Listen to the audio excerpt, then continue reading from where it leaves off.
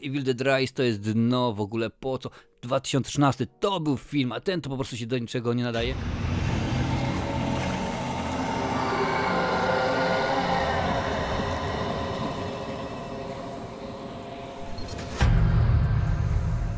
Bardzo podoba mi się, że po wielu latach posłuchy w końcu ostatnimi czasy dostajemy dobre horrory. Okej, ja rozumiem, wiem, że pojawił się, tak, była teksańska masakra piłomechaniczną i chociażby ostatni Halloween. Przestań, bo się spawiuję.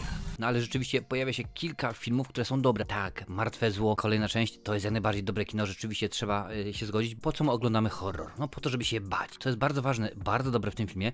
No to tak, boimy się. Ten film jest bardzo krwawy, no i są demony, ale oczywiście o tym będzie za chwilę. Krótki zarys fabuły. Aby ten film obejrzeć, nie trzeba znać żadnej z poprzednich części.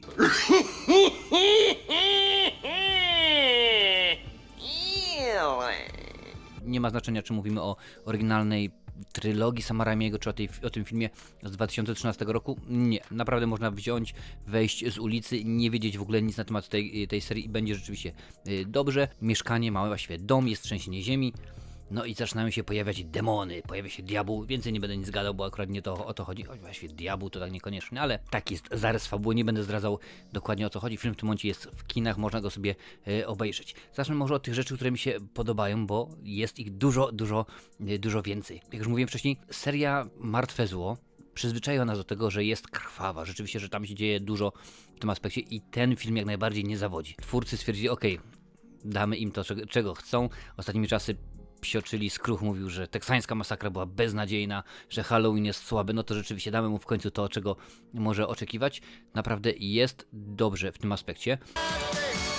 Nasza główna bohaterka świetnie jest zrobiona, naprawdę jest świetna, w ogóle prywatnie to jest piękna kobieta, no i rzeczywiście sama stwierdziła kiedyś w wywiadzie, że nie, to, że gdzieś tam pokazuje się na ściance, na jakieś premiery, ja wolę po prostu w tej charakteryzacji pokazać się, zrobić z siebie bestię i rzeczywiście ma rację, bo ten film 6,5 tysiąca litrów sztucznej krwi poszło.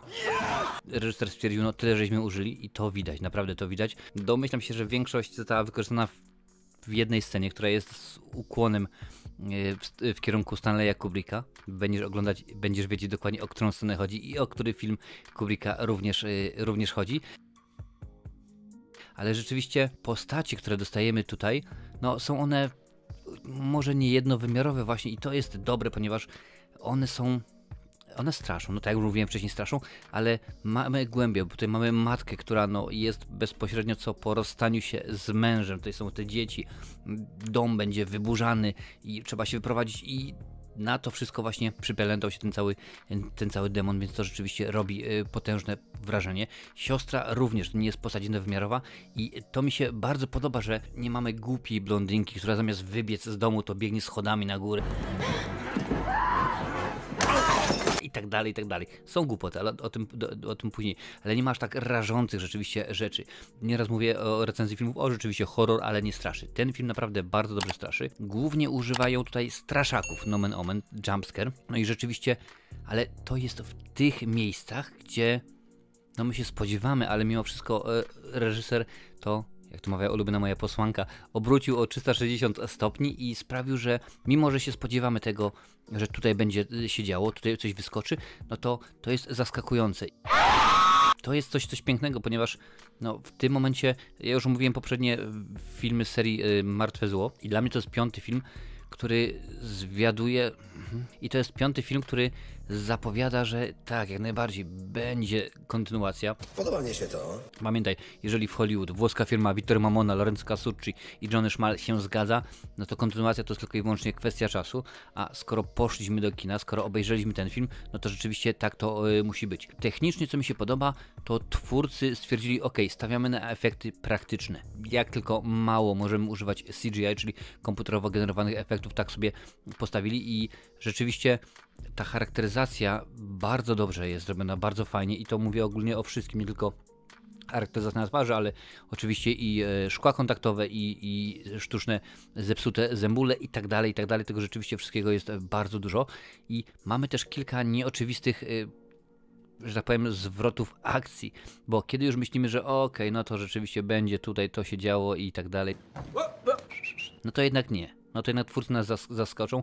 Wiesz, jest kilka takich wątków w filmie, typu światło się wyłącza i się nie zapala, chociażby na przykład. Albo auto nie chce odpalić, albo idziemy, drzwi są otwarte, wiemy, że tam coś wyskoczy i wyskakuje. I tutaj te rzeczy zostały nam podane, no to prawda nie wszystkie, ale podane, ale w inny sposób, zaskakujący. I to jest właśnie, wydaje mi się, moc tego filmu, że ja obstawiam, że to jest film robiony dla fanów, dla ciebie i dla mnie, od fanów, że ktoś, kto to reżyserował, stwierdził, okej, w porządku, ja znam serię Sama Raimiego, Bruce Campbell jest dla mnie Bogiem, chcę po prostu zrobić dobre kino i tym razem to rzeczywiście dam, bo gęsto tak jest, że jest reżyser i mówi, okej, no to dobra, zrób ten film. A się okazuje, dobra, ale ja nie jestem fanem wielkim. Paul W.S. Anderson robił film o Predatorze, a on powiedział, ja jestem fanem obcego, ja bym wolał film o obcym i tak dalej, więc rzeczywiście takich wydarzeń w świecie filmu było mnóstwo, a tutaj jest jak najbardziej to dobrze zrobione, więc film naprawdę straszy.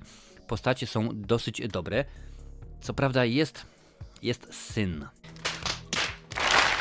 No wiadomo, jest samotna, już to będzie matka, trójka dzieci, czyli 2 dziewczynki oraz syn. No i syn oczywiście jest DJ-em, w ogóle całkowicie wyluzowana rodzinka, matka się zajmuje tatuowaniem, dzieciaki też, tam jedna protestuje przeciwko ociepleniu klimatu, żeby rzeczywiście coś z tym zrobić.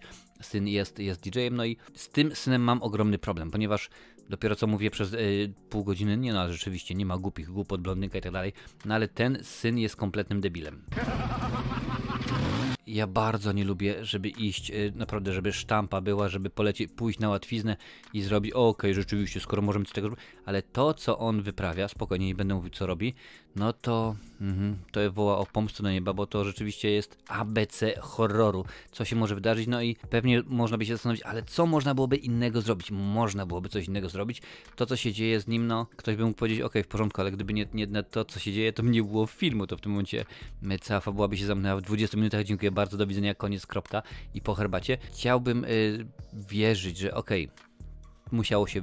musiał być ten katalizator, to musiało się rzeczywiście w ten sposób być zrobione, no ale miałem nadzieję, że twórcy podejdą do tego troszeczkę inaczej, troszeczkę ciekawiej, bo mam tutaj ładnie napisane, że ciekawy straszak z dronem, bardzo mi się rzeczywiście podobało, w ogóle napisy, sekwencja napisów to jest coś pięknego, naprawdę ten, kto to zrobił, powinien dostać Oscara tylko i wyłącznie za tę sekwencję, naprawdę ona jest zrobiona bardzo dobrze. No wiadomo, ten dzieciak jest słaby, no to ale już nie będę do tego wracał, ale film od razu zaczyna z wysokiego C. Film się rozpoczyna, powiedzmy, w miejscu, w którym się kończy, jeżeli można tak to ująć, takie mamy fajne zapętlenie i rzeczywiście to jest bardzo dobre. Oczywiście mówiłem wcześniej, jest oko puszczone do Kubricka, jest oko puszczone do fanów oczywiście Freddy'ego Krugera. To zresztą Sam Raimi bardzo często robił. Pojawia się nasza ulubiona piła, ale nie, to już akurat nie jest oczko puszczone do fanów Leatherface'a, to akurat jest bardziej oczko puszczone do fanów Asha, który to Ash się w tym filmie pojawia, nie pojawia, no trudno powiedzieć. Też chciałbym to wiedzieć, Stefan.